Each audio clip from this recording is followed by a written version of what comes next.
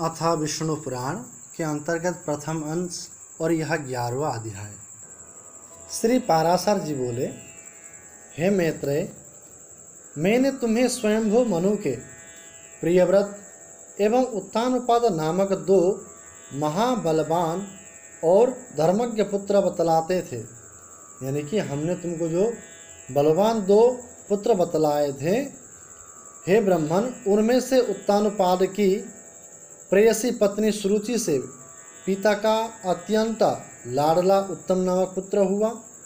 हे द्विज, उस राजा की जो सुनीति नामक यानी कि राजमहिषी थी, उसमें उसका विशेष प्रेम न था, उसका पुत्र ध्रुव हुआ।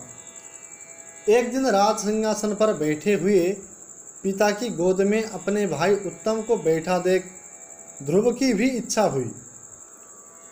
इच्छा हुई कि गोद में बैठने की हुई, किंतु राजा ने अपने प्रेयसी सुरुचि के सामने गोद में चढ़ने के लिए उत्कंठित होकर प्रेम बस आए हुए उस पुत्र का आदर नहीं किया। अपने सौत के पुत्र को गोद में चढ़ने के लिए उत्सुक और अपने पुत्र को गोद में बैठा देख सुरुचि इस प्रकार कहने लगी, अरे लल्ला, बिना मेरे पेट से उत्पन्न हुए किसी अन्य स्त्री का पुत्र होकर भी तू व्यर्थ क्यों ऐसा बड़ा मनोरथ करता है? तू अविवेकी है, इसलिए ऐसी अलभ्य उत्तमोत्तम वस्तु की इच्छा करता है। यह ठीक है कि तू भी इन्हीं राजा का पुत्र है, तथापि मैंने तो तुझे अपने गर्भ में धारण नहीं किया। समस्त चक्रवर्ती राजाओं का आश्रय रूप यह राज सिंहासन तो मेरे ही पुत्र के योग्य है। तो व्यर्थ क्यों अपने चित्त को संताप देती है, यानी कि देता है? मेरे पुत्र के समान तुझे वृथा ही यह ऊंचा मनोरथ क्यों होता है? क्या तू नहीं जानता कि तेरा जन्म सुनीति से हुआ है? श्री पाराशर जी बोले, हे द्विज, विमाता का ऐसा कथन सुन वह बालक कुपित हो पिता को छोड़कर अपने माता के महल को चला दिया। अपनी माता के महल में जाकर के, हे मैत्रेय, जिसके ओष्ठ कुछ कुछ कांप रहे थे, ऐसे अपने पुत्र को क्रोध युक्त देख सुनीति ने उसे गोद में बैठा कर पूछा, बेटा, तेरा क्रोध का कारण क्या है? तेरा किसने आदर नहीं किया? तेरा अपराध करके कौन तेरा पिताजी का अपमान करने चला है? श्री पाराशर जी बोले, ऐसा पूछने पर ध्रुव ने अपनी माता से वे सब बातें कह दी जो अति गर्विली सुरुचि ने उसके पिता के सामने कही थी। अपने पुत्र के सिसक कर ऐसा कहने पर दुखिनी सुनीति ने खिन्न चित्त और दीर्घ निश्वास के कारण मलिन नया होकर कहा। सुनीति बोली, बेटा, सुरुचि ने ठीक ही कहा है, अवश्य ही तू मंदभाग्य है। हे वत्स, पुण्यवनों से उनके विपक्षी ऐसा नहीं कह सकते।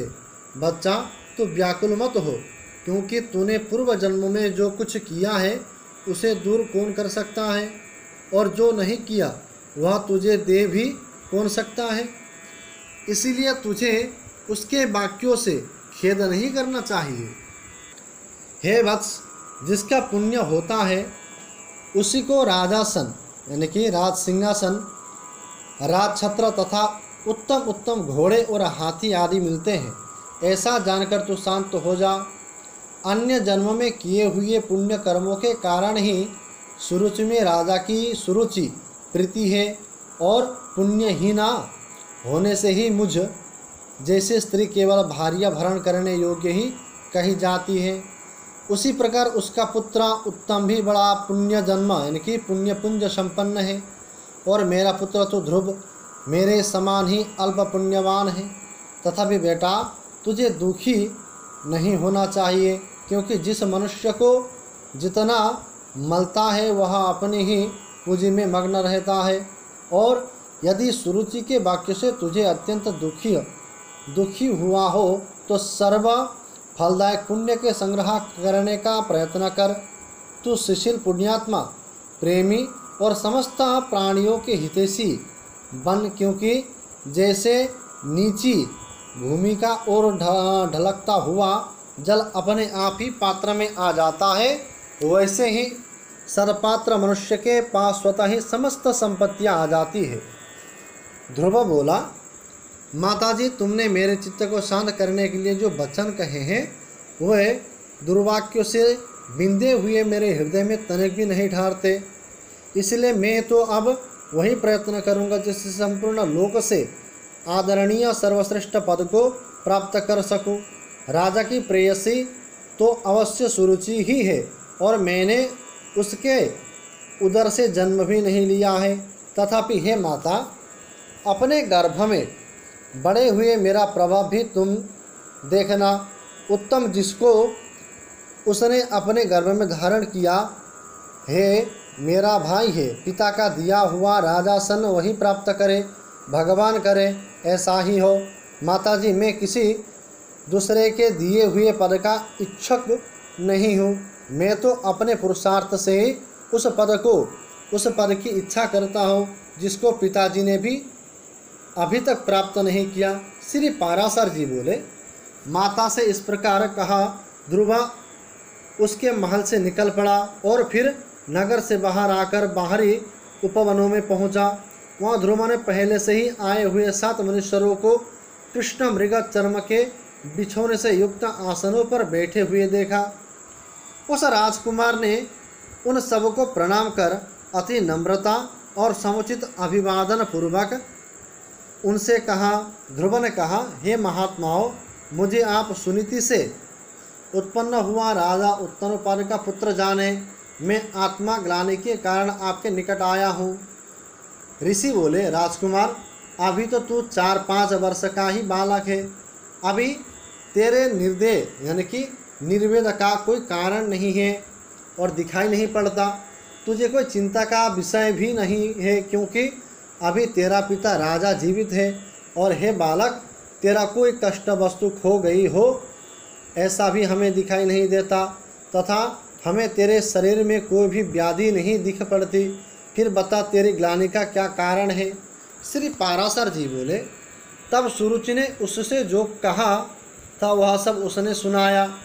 उसे सुनकर वे ऋषिगण आपस में इस प्रकार कहने लगे, ओह, छात्र तेज कैसा प्रबल है, जिससे बालक में भी इतना अक्षम्य है और अपनी विमता का कथन उसके हृदय से नहीं टलता। हे क्षत्रिय कुमार, इस निर्वेद के कारण तूने जो कुछ करने का निश्चय किया है, यदि तुझे रुचे तो वहाँ हम लोगों से कह दे। और हे अतुलीय तेजस्वी, यह भी बता कि हम तेरी क्या सहायता करें, क्योंकि हमें ऐसा प्रतीत होता है कि तू कुछ कहना चाहता है। ध्रुव ने कहा, हे द्विज श्रेष्ठ, मुझे न तो धन की इच्छा है न राज्य की। मैं तो केवल एक उसी स्थान को चाहता हूँ जिसको पहले कभी किसी ने न भोगा हो।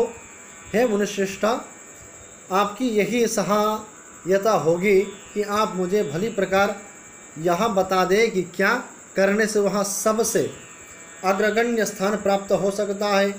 मरीचि जी बोले, हे राजपुत्रा, बिना गोविंद के आराधना किए मनुष्य की वहाँ श्रेष्ठ स्थान नहीं मिल सकता। अतः तो श्री अच्युत की आराधना कर। अत्रि वाले जो परा प्रकृति आदि से भी परे है, वे परम पुरुष जनार्दन जिससे संतुष्ट होते हैं, उसी को वह अक्षय पद मिलता है। यह मैं सत्य सत्य कहता हूँ। अंगिरा जी बोले, यदि तू अग्र स्थान का इच्छुक है तो जिन अव्ययात्मा अच्युत में यह संपूर्ण जगत ओतप्रोत है, उन गोविंद की ही आराधना कर। पुलस्त जी बोले, जो परब्रह्म, परम धाम और परस्वरम यानी कि पर स्वरूप है, उन हरि की आराधना करने से मनुष्य अति दुर्लभ मोक्ष पद को भी प्राप्त कर लेता है। पुलहा जी बोले, हे सुब्रत, जिन जगतपति की आराधना से इंद्र ने अत्युत्तम इंद्र पद प्राप्त किया है, तो उन यज्ञपति भगवान विष्णु की आराधना कर। क्रतु बोले, जो परम पुरुष, यज्ञ पुरुष और यज्ञ और योगेश्वर हैं, उन जनार्दन के संतुष्ट होने पर कौन सी वस्तु दुर्लभ रह सकती है। वशिष्ठ जी बोले, हे वत्स, विष्णु भगवान की आराधना करने पर तू अपने मन से जो कुछ चाहेगा वही प्राप्त कर लेगा। फिर त्रिलोकी के उत्तमोत्तम स्थान की तो बात ही क्या है। ध्रुव ने कहा, हे महर्षिगण, मुझ विनीत को अपने आराध्य देव तो बता दिया, और अब उसको प्रसन्न करने के लिए मुझे क्या जपना चाहिए यह बताइए। उस महापुरुष की मुझे जिस प्रकार आराधना करनी चाहिए वह आप लोग मुझे से प्रसन्नता पूर्वक कहिए। ऋषिगण बोले, हे राजकुमार, विष्णु भगवान की आराधना में तत्पर पुरुष को जिस प्रकार उनकी उपासना करनी चाहिए वह तो हमसे यथावत श्रवण कर। मनुष्यों को चाहिए कि पहले संपूर्ण बाह्य विषयों की यानी कि बाहरी विषयों को हटावे और उसे एकमात्र उन जगत धार में ही स्थित कर दे। हे राजकुमार, इस प्रकार एकाग्रचित्त होकर तन्मय भाव से जो कुछ जपना चाहिए वह सुनो। ओम हिरण्यगर्भ पुरुष प्रधान और अव्यक्त रूप शुद्ध ज्ञान स्वरूप वासुदेव भगवान को नमस्कार है। इस प्रकार ओम नमो भगवते वासुदेवाय मंत्र को पूर्व काल में तेरे पितामह भगवान स्वयंभुवा मनु ने जपा था। तब उनसे संतुष्ट होकर श्री जनार्दन ने उन्हें त्रिलोकी में यानी कि त्रिलोकी में दुर्लभ मनोवांछित सिद्धियाँ और सिद्धियाँ दी थी। उसी प्रकार तू भी उसका निरंतर जप करता हुआ श्री गोविंद को प्रसन्न कर।